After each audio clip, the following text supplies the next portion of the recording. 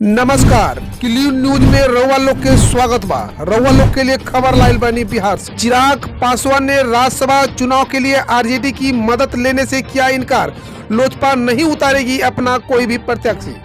लोक जनशक्ति पार्टी ने कहा, लोक जनशक्ति पार्टी व दलित नेता के संस्थापक आदरणीय रामविलास पासवान जी के निधन के बाद से रिक्त पड़ी राज्यसभा की सीट पर चुनाव है। राज्यसभा की यह सीट संस्थापक के लिए थी। जब पार्टी के संस्थापक ही नहीं रहे तो ये सीट बीजेपी किसको देती है, ये उनका निर्णय है। दुकान बंद कर सो रहे ठेकेदार की जलकर मौत। बिहार से एक दिन पहले आया था खनन मजदूरों के साथ। नैनीताल के हल्दूचौड़ में सो रहे खनन मजदूरों के एक ठेकेदार की संदिग्ध परिस्थितियों में लगी आग से जलकर मौत हो गई। ठेकेदार एक दिन पहले 16 मजदूरों के साथ बिहार से आया था। देर रात लगी आग की सूचना मिलते ही मौके पर पहुंची पुलिस ने अग्निशमन विभाग की मदद से आग पर काबू पाया। पुलिस ने शव को मर्चरी में रखा है।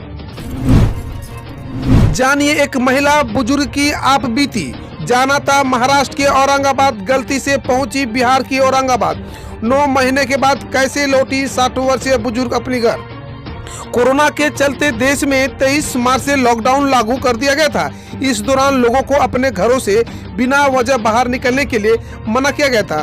काम न होने के चलते प्रवासी मजदूर भी अपने पैतृक गांवों को लौट रहे थे। इसी दौरान 60 वर्षीय मीठाबाई कुंभा फले भी एक गलतफहमी के चलते महाराष्ट्र के औरंगाबाद की जगह बिहार के औरंगाबाद पहुंच गई। अब कैसे बनेगा पटना स्मार्ट। 2020 में पारे की तरह लुढ़क गई बिहार की राजधानी की रैंकिंग। मुजफ्फरपुर को 0 नंबर। पटना को स्मार्ट सिटी बनाने में उम्मीद से कहीं ज्यादा समय लग सकता है। ताजा रैंकिंग को देखकर तो यही लग रहा है कि आवास और शहरी मामले के मंत्रालय के स्मार्ट शहर मिशन कार्यक्रम के तहत चुनी गई 100 शहरी केंद्रों की नई रैंकिंग आ गई है, जिसमें पटना का रैंकिंग 35 है, जबकि पिछले साल 2019 में यह 29 था। भागलपुर 38.8 के कुल स्कोर के साथ 66वें स्थान पर, जबकि बिहार शरीफ 38.66 स्कोर के साथ 67वें स्थान पर और मुजफ्फरपुर 21.1 अंकों के साथ 91वें स्थान पर पहुंच गया है। पति को दी नशे की दवाई, फिर उतार दिया मौत के घाट। बिहार के खगड़िया से एक हत्या का मामला सामने आया है, जहां पर बेलदार थाना इलाके के पनसलवा गांव में एक पत्नी ने अपने पति की धारदार हथियार से हत्या कर दी। हत्या करने से पहले पत्नी ने पति को नशे की दवाई खिलाकर सुला दिया, फिर गरासा से हमला कर उसकी बेरहमी से हत्या कर दी। इतना ही नहीं, पति की लाश को जमींजोर करने के लिए अपने घर में अपने गड्ढा ही खोदा, लेकिन वो लाश को ठिकाने नहीं लगा सकी। पुलिस ने लाश को बरामद कर आरोपी महिला को अरेस्ट कर लिया। सुपौल में रंगीन मिजाज एएसआई को ग्रामीणों ने महिला के साथ आपत्तिजनक हालत में पकड़ा, वीडियो हुआ वायरल। बिहार के सुपौल में खाकी एक बार फिर शर्मसार हुई है। जिले के भीमपुर थाना क्षेत्र से एक गांव में महिला के साथ एएसआई आपत्तिजनक स्थिति में पकड़ा गया। गुस्साए ग्रामीणों ने पहले रंगीन मिजाज एएसआई की जमकर पिटाई की, इसके बाद कान पकड़कर उठक बैठक भी करवाई। एएसआई पर आरोप है कि घर में घुसकर महिला के साथ जबरदस्ती की। तो क्या टूट जाएगा महागठबंधन, जेडीयू भी होगी फूट। जाने बिहार की सियासत में किस बात की है बहस। पूर्व केंद्रीय मंत्री रामविलास पासवान के निधन से खाली हुई राज्यसभा सीट पर हो रहे उपचुनाव को लेकर जहां एक तरफ कयासों का बाजार गर्म है, तो दूसरी तरफ बिहार का सियासी तापमान भी चढ़ा हुआ है। एनडीए की तरफ से पूर्व डिप्टी सीएम और भाजपा नेता सुशील कुमार मोदी को उम्मीदवार बनाए जाने के बाद सीटों के समीकरण को देखते हुए उनकी जीत भी एक तरफ से तय मानी जा रही है। अब महागठबंधन और एनडीए के बीच इस बात को लेकर तकरार बढ़ गया है कि आखिर विपक्ष की ओर से उम्मीदवार उतारने की तैयारी क्यों की जा रही है। बिहार में अब नियोजित शिक्षकों को भी बनाया जाएगा हेडमास्टर। 22,000 से अधिक स्कूलों में खाली है पद। बिहार सरकार अपनी पूर्व की घोषणा के अनुसार शिक्षा विभाग मध्य से माध्यमिक स्कूलों में नियोजित शिक्षकों को हेडमास्टर बनाने जा रहा है। हेडमास्टर बनाने की प्रक्रिया तय करने के संदर्भ में शीर्ष विभागीय अफसर उच्च स्तरीय मंथन कर रहे हैं। उम्मीद जताई जा रही है कि बुधवार को उन्हें हेडमास्टर बनाने की प्रक्रिया तय हो जाएगा। दरअसल शिक्षा विभाग के प्रधान सचिव के समक्ष एक विभागीय उच्च समिति अपनी रिपोर्ट सौंपने जा रही है। बिहार में जारी है जुआ शराब का गंदा खेल, 7 गिरफ्तार। बिहार में शराब और जुआ पर भले सरकार की ओर से बैन हो, लेकिन शराब का सेवन और जुआ खेलने वाले लोग अपनी आदतों से बाज नहीं आते हैं, साथ ही बिहार के कानून को ठेंगा दिखाते हैं। ऐसा ही मामला देखने को मिला पटना सिटी चौक थाना क्षेत्र के हरि मंदिर गली इलाके में, जहां पुलिस की टीम ने गुप्त सूचना के आधार पर हरि मंदिर गली इलाके में सुरेंद्र सिंह उर्फ लक्की चावला के घर में छापेमारी की। बिहार में भगवान भरोसे कानून व्यवस्था, अलग अलग घटनाओं में 3 की मौत, 4 घायल। बिहार में अपराधियों के हौसले बुलंद है, इसकी तस्वीर लगातार सामने आ रही है। वैशाली, खगड़िया और छपरा से आई घटनाओं ने एक बार फिर सोचने को मजबूर कर दिया है, सुशासन की सरकार में कानून व्यवस्था इतनी सुस्त क्यों है। दरअसल वैशाली में सरेआम दुकान में घुसकर अपराधियों ने अंधाधुंध फायरिंग की। इस घटना में दुकानदार समेत 2 स्टाफ और 1 कस्टमर को गोली लग गई। घायलों के इलाज के लिए सदर अस्पताल पटना रेफर कर दिया गया है। घटना बिदुरपुर थाना क्षेत्र से बिदुपुर बाजार की है। अब खबर जाने देश विदेश से। अखिलेश यादव बोले, कृषि कानून की आड़ में किसानों की जमीन हड़पना चाहती है सरकार। किसान आंदोलन के बीच उत्तर प्रदेश के पूर्व मुख्यमंत्री अखिलेश यादव ने कहा है कि सरकार किसानों की आय दोगुनी करने का जुमला देकर कृषि कानून की आड़ में उनकी जमीनें हड़पना चाहती है। उन्होंने कहा, हम किसान भाइयों के साथ हमेशा की तरह संघर्षरत हैं, जिससे MSP मंडी व कृषि की सुरक्षा करने वाली संरचना बची रहे। बीजेपी अब खत्म। सरकार से राहुल गांधी बोले, अहंकार की कुर्सी से उतरकर सोचिए और किसान का अधिकार दीजिए।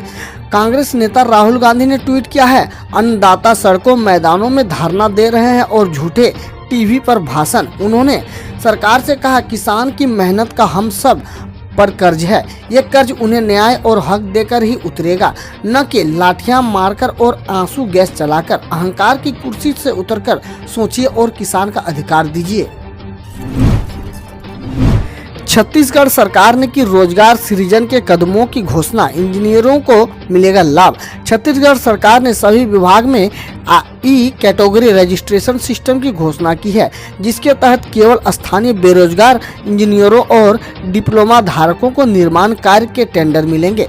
मुख्यमंत्री भूपेश बघेल के सलाहकार प्रदीप शर्मा ने कहा, ठेकेदारों को 20 लाख तक के प्रोजेक्ट में डिप्लोमाधारी इंजीनियर और 1 करोड़ या अधिक के प्रोजेक्ट में ग्रेजुएट इंजीनियर्स को नियुक्त करना होगा। आईफोन के भ्रामक ऐड को लेकर इटली में एप्पल पर लगा 88 करोड़ का जुर्माना।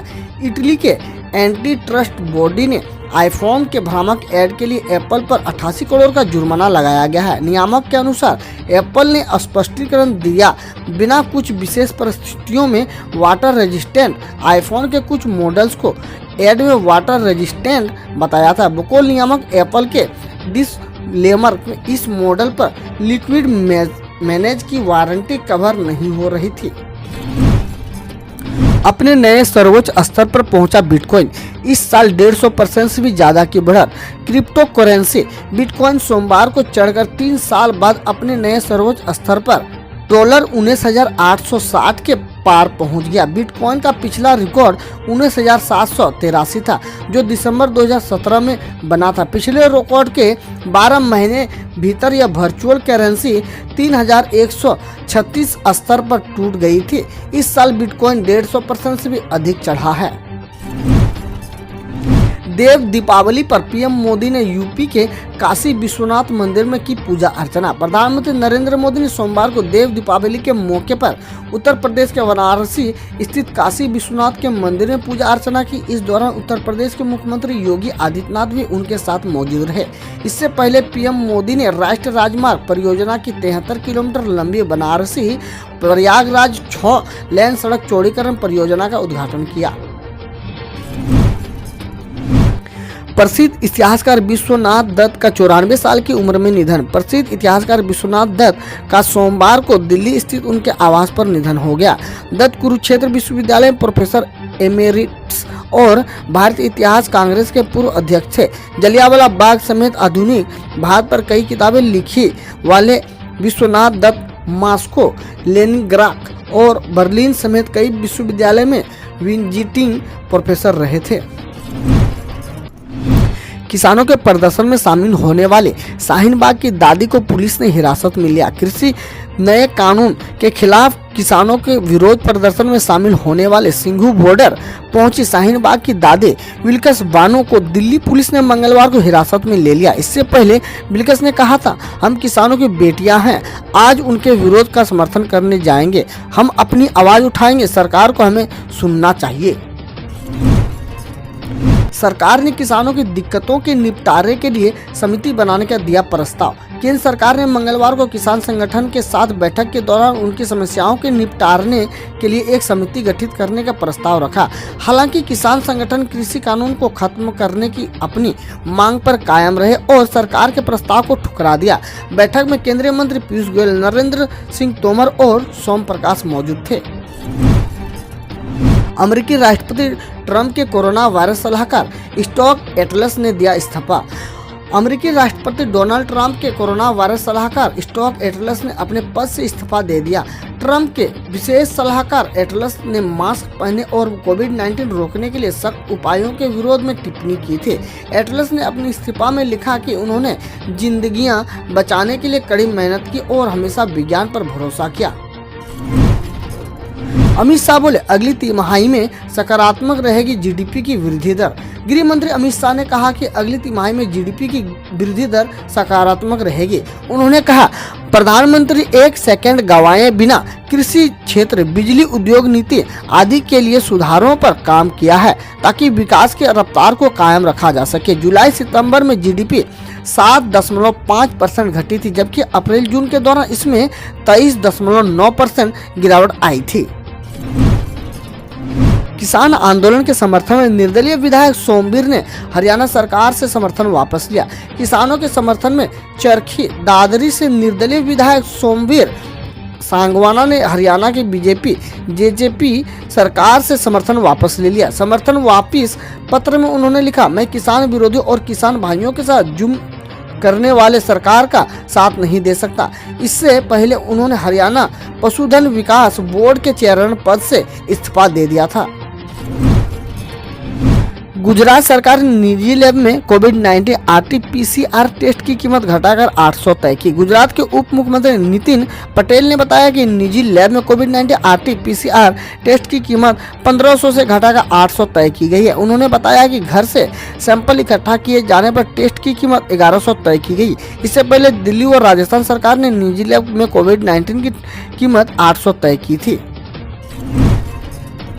डेवन स्मिथ ने T10 मैच में अपने भाई के एक ओवर में जड़े 6 छक्के। वेस्टइंडीज के पूर्व बल्लेबाज डेवन स्मिथ ने A&A auto parts Errol holder 10 classic tournament में फाइनल में अपने भाई केमार स्मिथ के एक ओवर में 6 छक्के मारे। केमार को मैच के पहले ओवर में 6 छक्के पड़े, जिससे उनकी मां भी देख रही थी। बाद में डेवन ने कुमार को पहली गेंद पर शून्य पर आउट किया। हम रोज ऐसे ही न्यूज लाते रहेंगे, तो यदि आपने अभी तक क्लीन न्यूज को सब्सक्राइब नहीं किया है तो पहले फटाफट सब्सक्राइब कर लें, साथ ही बेल आइकन को दबा दें ताकि कोई अपडेट मिस ना हो।